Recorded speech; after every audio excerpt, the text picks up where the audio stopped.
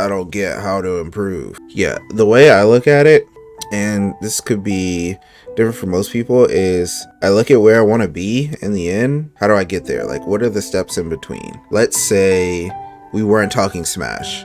We were talking, I want to be an excellent basketball player, right? Or an excellent soccer player, some sport, right? Well, you have examples of what's excellent. You know, like you can look through history and look throughout and be like, I like these different parts of these specific people's games, which is, you know, what inspiration is, right? And I want to do that or do better than that. But my goal is that. It's like, okay, well, how do you get there? Let's say it's basketball, because I'm a little bit more knowledgeable about that. I want to shoot like Steph. Well, you got to work on your form. And you don't just work on your form like one day, you work on your form every single day. Rehearse the same shots, work on it a little differently each time to really figure out what form is working the most for you. Or you could just take the approach most people do and they just emulate the form and then make it their own. I want to be the greatest shooter of all time. That's currently Steph Curry. You want to emulate Steph Curry's shot and then figure out how to make it your own and how to improve upon it. That's how just civilization grows. They see an idea, they go, oh, I can improve upon this, and then you do it. You get to that point and then you make it your own. When you are trying to improve in Super Smash Brothers, I am pretty sure there are players that you see out there and you're like, I want to be able to do that. Especially if you have like a super top player of your character, you're like, dude, when Spargo does this with Cloud, that joint is lit. I'm trying to get there. Well, let's say it's Spargo's insane advantage state, right? Spargo hits people a lot of times. They're done. That's their stock, right? When they get hit by certain hits, they start getting up air juggled, and then they try to land, and then he back airs them off stage, and then he ledge traps them or he edge guards them, and then it's next stock, right? And it's like, bro, I want to get to that point. Well, what does Spargo do well in this situation? And this is how you'll start to set goals for yourself. 1, Spargo hit them with whatever move in neutral, took it very far. So that means your advantage state needs to get better. Well, how do you work on your advantage state? Well, Spargo hits the up airs a couple times. I need to work on my up air chaining and then my up air positioning after I get the up air, right? So I want to send them to certain spots. So I want to work on that. And then it's like, okay, well, what about when up air doesn't combo anymore?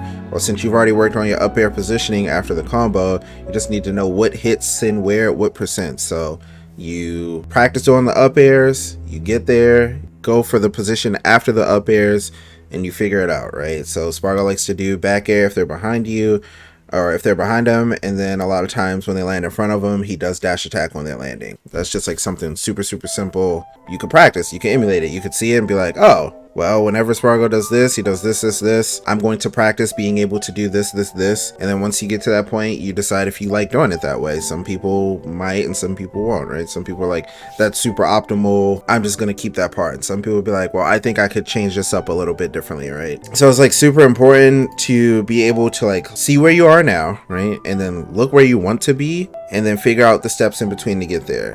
One huge thing about Spargo is, you know, whenever he hits someone, he does a million damage, but also Spargo makes Cloud recovery look decent, right? Maybe you figured out the advantage state part, but you're still losing because, you know, your ultimate goal is improvement, like being the best player or like one of the best players in the world or the best you can be, you know, whatever, right? Maybe your recovery routes aren't as good, and maybe when you get hit, you die more often or you lose your stock more often. You need to work on your recovery routes, right? There's like a bunch of different things you may need to work on to get to your final goal, but you need to be able to create the small goals that lead up to you getting to your final goal.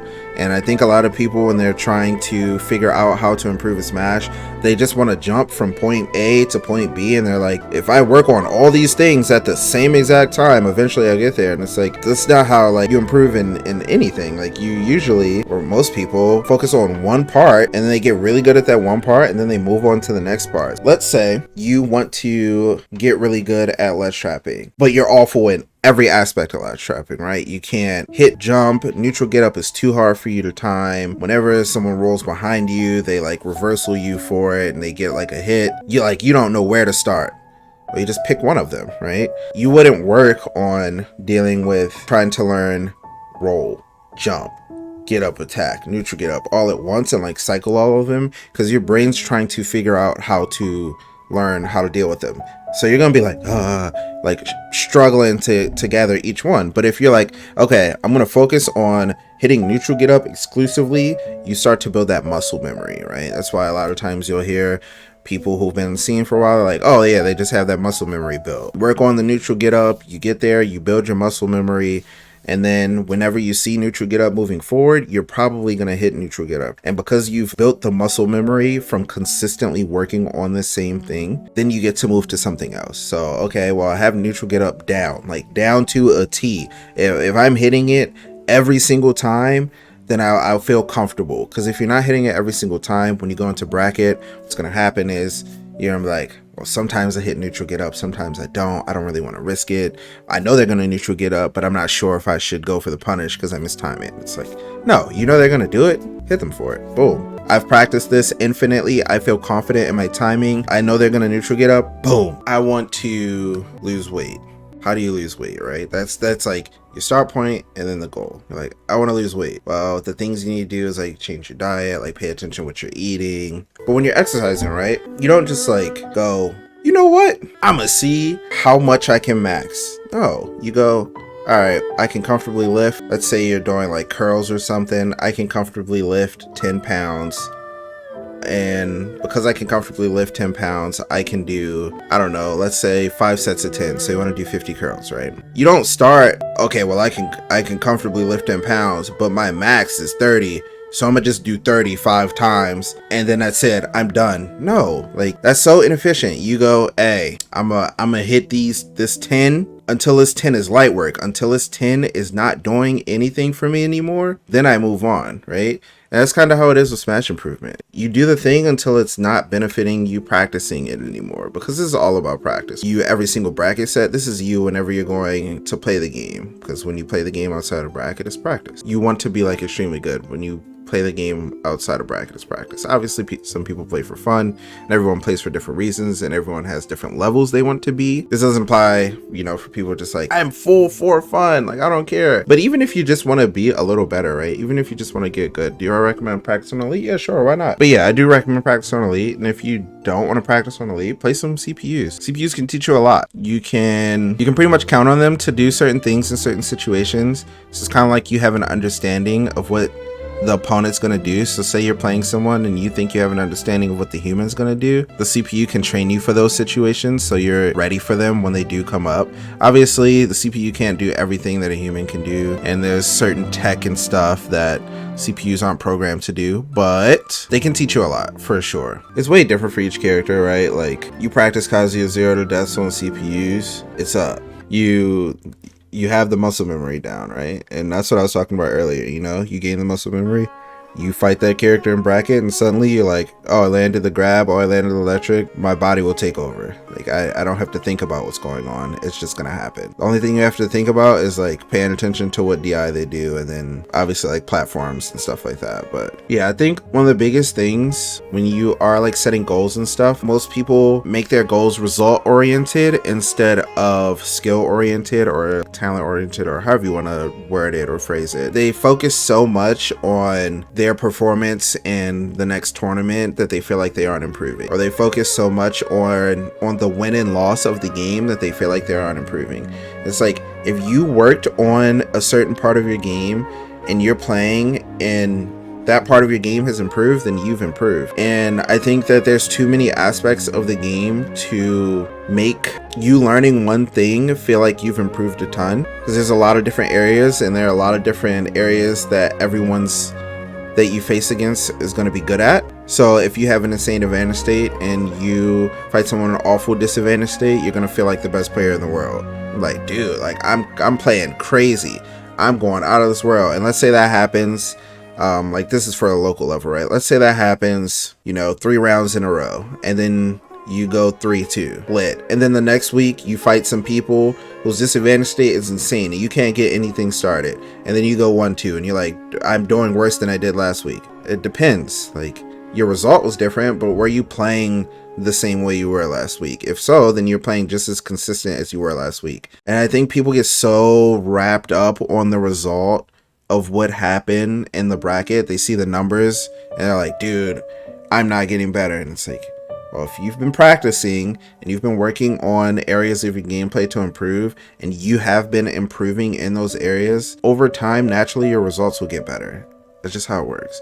But it can't just be, it can't just be, oh man, I've been practicing so much and then I went 2-2 this week, or I keep going 2-2. It's like, there's so many different reasons why you may have lost, and it could be inside the game, outside the game. You could be having an awful day. You could be having a really bad work week. Like, someone could hit your controller out your hand. Y'all ever see that? I mentioned it on Tweet Talks, but there was someone who was playing and someone shot like a basketball in the arcade thing behind them, and it hit the people who were playing. I think it was Grants.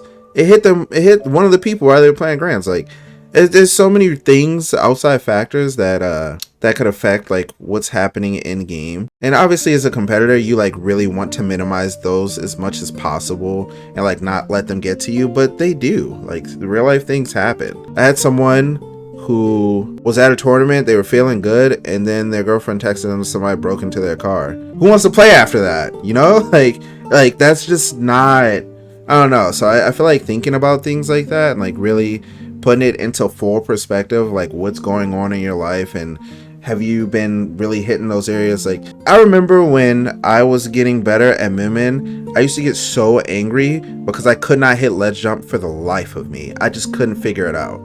And I would lose games. Like, I would play a lot with Void, and I would lose games. I would get obliterated. But I started hitting ledge jump more consistently, and I was happy.